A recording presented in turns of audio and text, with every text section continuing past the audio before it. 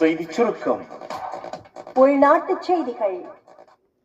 நாடொன்றின் பாராளுமன்றத்தில் எடுக்கப்படும் தீர்மானங்கள் அந்த நாட்டின் மொத்த எதிர்காலத்தையும் தீர்மானிக்கும் என சபாநாயகர் டாக்டர் ஜகத் விக்ரமரத்ன தெரிவித்துள்ளார்.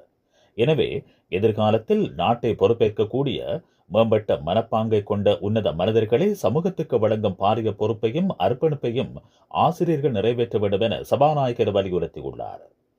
புலனறுவை ஜனாதிபதி ஆரம்ப பாடசாலையின் மாணவ தலைவர்களுக்கான சின்னம் சூட்டும் நிகழ்வில் இன்று கலந்து கொண்டு உரையாற்றும் போதே அவர் இதனை தெரிவித்தார். வெளிநாட்டுச் செய்திகள். யுக்ரைன் மீதான படையெடுப்புக்கு தேவையான அதிநவீன தொழில்நுட்ப பொருட்களை கொள்வனவு செய்வதற்கு ரஷ்யா ஜப்பானை ஒரு மத்திய நிலையமாக பயன்படுத்தி வருவதாக சர்வதேச ஊடகங்கள் தெரிவிக்கின்றன. ரஷ்ய உளவுத்துறை அதிகாரிகள் ஜப்பானில் இருந்தவாறே இந்த அதிநவீன தொழில்நுட்ப பொருட்களை கொள்வனவு செய்து வருகின்றமை அம்பலமாகியுள்ளது. விளையாட்டுச் செய்திகள். பாகிஸ்தான் மகளிர் கிரிக்கெட் அணி இந்த மாதம் இலங்கை வரவுள்ளது.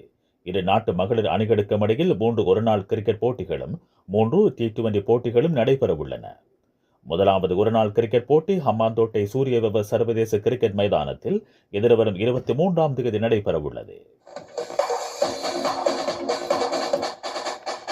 செய்திச் சுருக்கம் கேட்டீர்கள்.